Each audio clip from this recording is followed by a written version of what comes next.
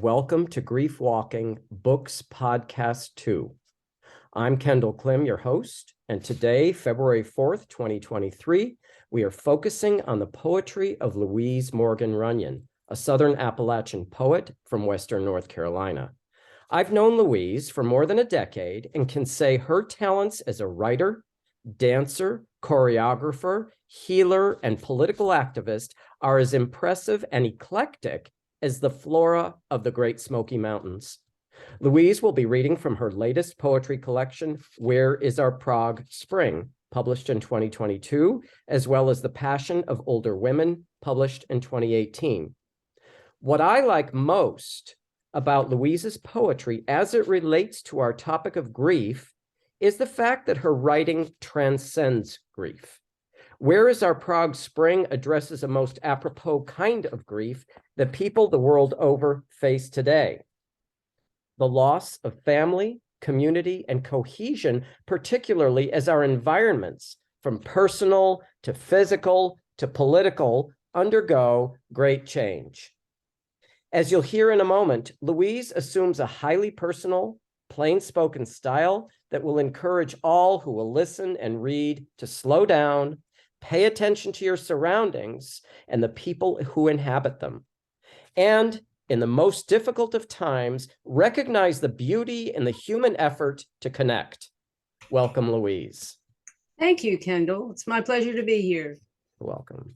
I'm actually going to begin with a poem from my previous book, The Passion of Older Women. This is a kind of a elegy for my cousin Frances, who died in 2017 at the age of 96. My cousin Frances. Sharp of mind till the very end, keen of eyesight, possessed of hearing, only slow of speech and eating, not slow of thinking or of caring.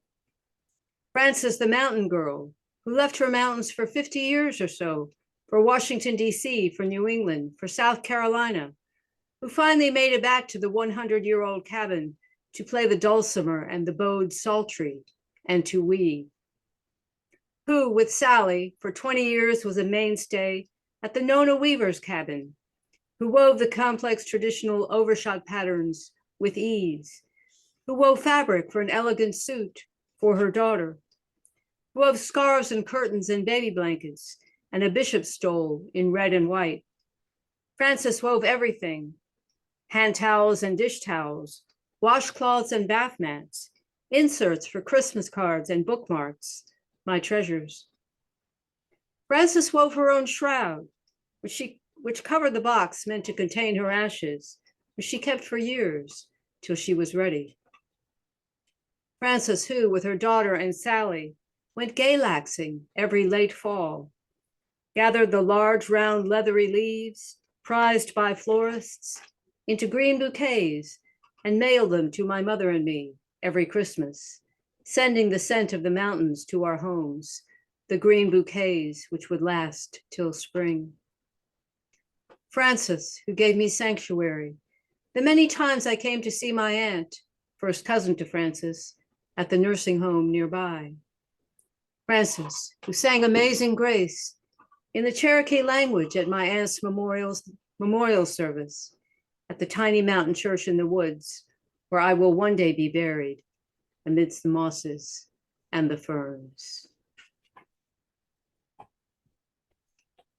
And from Is Our Prague Spring? I'm going to read a poem called The People of Penland, which is a kind of a cry for a lost world where everything was good in the world, as far as we knew, a lost source of love. The People of Penland. Penland School was begun by my great aunt Louise Morgan in 1929 to preserve the traditional art of hand weaving in North Carolina. It has nurtured and provided sanctuary for every generation of our family. My mother's childhood. There was kind Mrs. Ellis, who ministered to my mother with buttermilk, cold from being set in the spring. My mother's own mother, so distant and distraught. And Cordy, who on Rabbit Hop Road sang the pure old ballads from her porch and taught them to my mother, Barbary Allen, 40 years before Joan Baez sang it. And the much-loved Doc Hoppus, who played banjo and fiddle at Hoot Owl Holler, where guests from Penland would come at night to listen, having first to traverse a narrow-gauge railroad trestle in the pitch dark, once with an engine parked on it, high above the rock-filled river. My own childhood. Bascom Annie, daughters Lucy May and Pearl, and their children, the Hoyle family, who lived next door to Heavens Above, where I stayed with my uncle and aunt in the summers. Bascom, who laid every path and built every wall at Penland out of her own native rock. Annie, who sat on her porch, snapping a bushel basket of beans all afternoon. The meals I shared with them, the sorghum I had never heard of, poured on everything. Pearl, dark-haired and dark-eyed, who did laundry.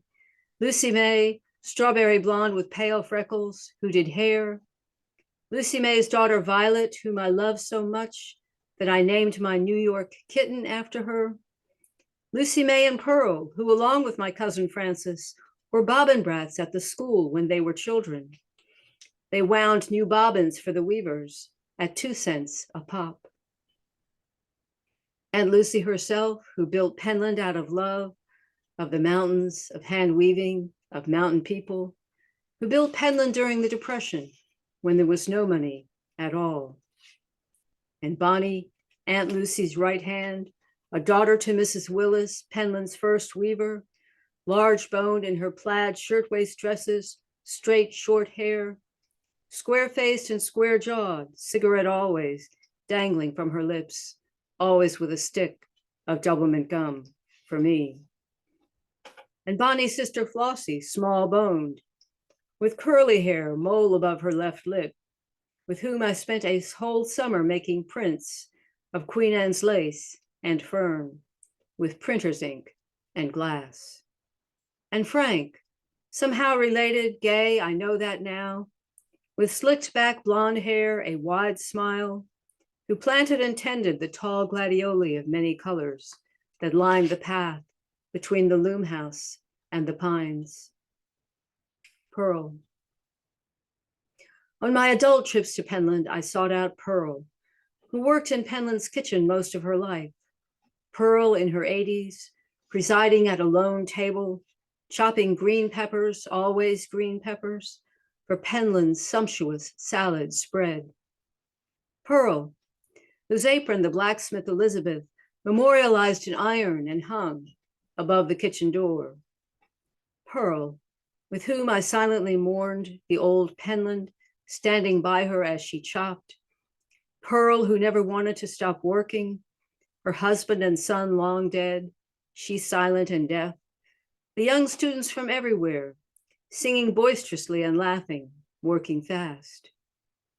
Pearl did the ordering for the kitchen, for years and years, expert from experience, then finally, just the peppers. One morning she didn't arrive. It had never happened before. 2 students drove to her house, found her lying on the porch in January, alive but unable to rise. She had slipped on the ice of the porch, but Pearl came back to work a few years more. Jenny and Carol. I didn't know Carol was a man's name, but Jenny was a woman, Carol was the man. They were friends of my aunt's we went to visit. They had trumpet vine. I picked its blossoms, stuck my small fingers inside their long blooms, showed off my long orange fingernails to Jenny and Carol. They gave us blueberries. I had never had them in New York. I showed Jenny my Jenny doll, 8 inches plastic with movable head and arms and legs and head, sets of clothes, my pride and joy. Well, it's got legs, hain't it? Said Jenny. At 8 years old, I answered in perfect imitation and all innocence, it's got legs, hain't it? Just my natural ear for language. My aunt was horrified, but Jenny didn't seem to notice a thing. Ever since I moved back to these mountains, I have longed and searched for the hits and haints, all educationed out. So much love in their hearts, Jenny and Carol. So much needed by me, the fatherless northern child. Penland, which cradled and held me summer after summer.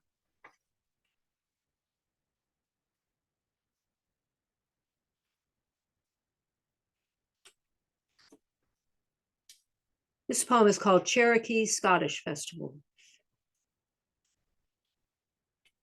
At the Cherokee Scottish Festival in Franklin, North Carolina, not far from the Qualla boundary, which is still home to the Cherokee who escaped the Trail of Tears, my cousin and I stand at the table of Cherokee artisans, viewing the exquisite two-color baskets, the sleek carved panthers and bears, the roughly chiseled stone. From the crowd at the table, an elderly white gentleman in a crisp red tartan kilt with all the trimmings turns out of nowhere to say to my cousin and me, "In Silva, they are trying to tear down the Confederate monument of all things." And he proceeds to say this bad thing about the Blacks and that bad thing about the Blacks. "They should tear it down," I interrupt, throwing caution to the wind. "Who does he think we are, my cousin and me? Tourists?" The racists here love to talk about being in these mountains 8 generations. That's as long as any white man could be. Our own family has been here 8 generations. We marched to tear down the statue in Silva for Lord's sake. We weren't raised to be racist. My ancestor, among the first Europeans in Franklin, dedicated land to a Cherokee chief to save him and his family from the Trail of Tears. But we are not innocent. The same ancestor owned slaves. Has promotion of Scottish heritage become code word for white supremacy? My cousin and I go and listen to the bagpipes before leaving the festival. I love the bagpipes. They remind me of my Scottish ancestry, Macintosh. The bagpipe band played traditional tunes, including Amazing Grace. Do these tartan-clad players know that song was written by a former slave ship captain who became an abolitionist? The week after the festival, the Franklin newspaper featured a centerfold spread of the Cherokee Scottish event. Full color photos of all the tartans and kilts, not one photo of a Cherokee artisan. Later, I go to get my car inspected at an auto repair shop I'd heard about, owned by a family of old-time musicians, good people, I'm told. I'm curious. Are these the kind of people I grew up knowing here? Hearts solid, kind, honest as the day is long, mountain folk. The young brothers working there are all pale-skinned, with ginger hair and reddish beards. They are incredibly nice, fast, and cheap. When I enter the gas station cafe to pay, there is no sign of music or old-time musicians, just a poster for a Christian singer who will appear soon in Franklin. The patrons, all older white men, look suspiciously at me in my pink mask. Not from around here, they must be thinking. Kendall, I think I should go to Prague Spring. It's already 20 after 5. That sounds good. Okay. And this is the title poem from the book, Where Is Our Prague Spring, which is available at my website, louiserunyonperformance.com. Where is our Prague Spring? This was written at the height of the pandemic, and it's a cry of despair for the world. You'll hear. Where is the tango, the close embrace, so far gone now? Where is the waltz traveling in tandem, the Cajun two-step, its complicated wrapping of the arms around each other's waists? Where is the rolling around on the floor with other dancers, the taking of someone's full weight over my back, the lifting, the flying, the tumbling, the puppy pile of humans, that dance? Where is my 25-year marriage? When was the last time I was touched.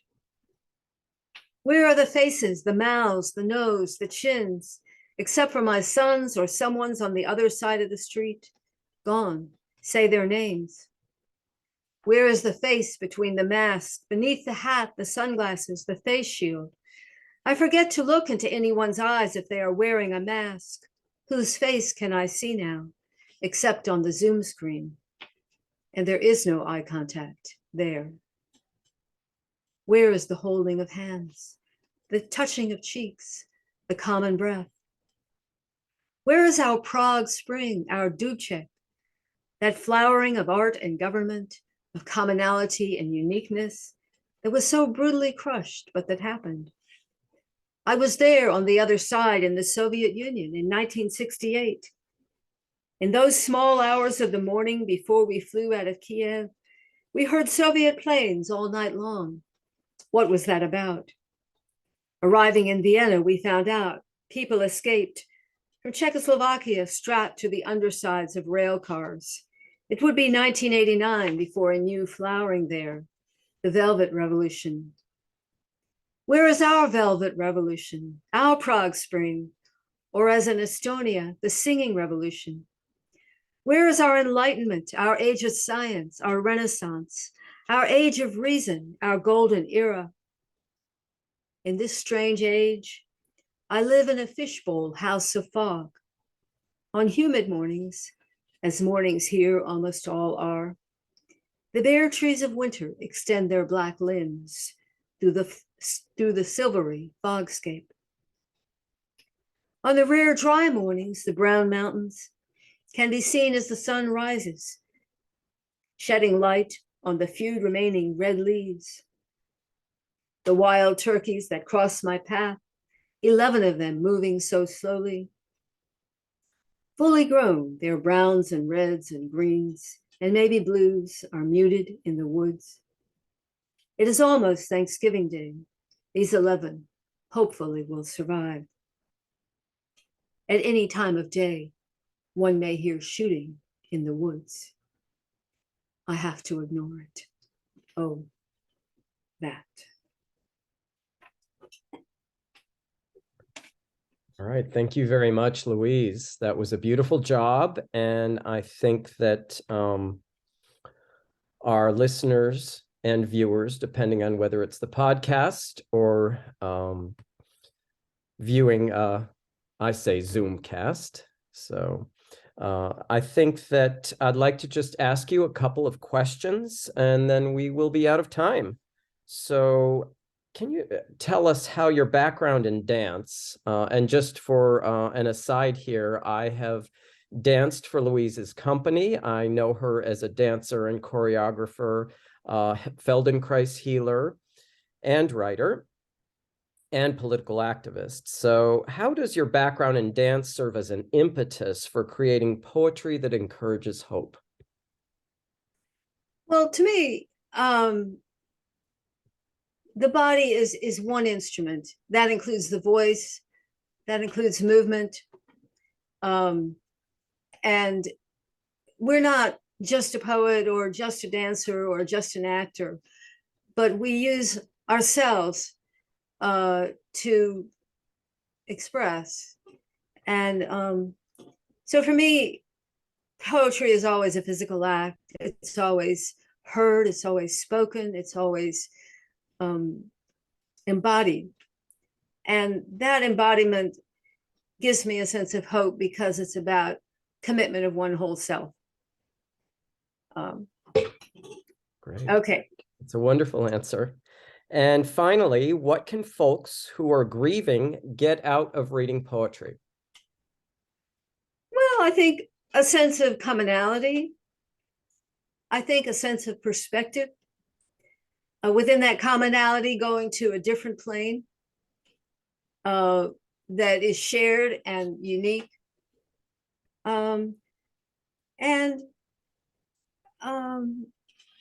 Yeah, of not being alone, about being something, part of something greater than themselves. That's a wonderful answer as well. And I think we are pretty much out of time. And again, can you go ahead and repeat the website where people can find your book? Yeah, this is the latest book, The Passion of Older Women. The first poem was from a previous book. I'm sorry. Where is Our Prague Spring? The first poem was from a previous book, The Passion of Older Women. And all my books can be purchased on my website, louiserunyonperformance.com. Okay.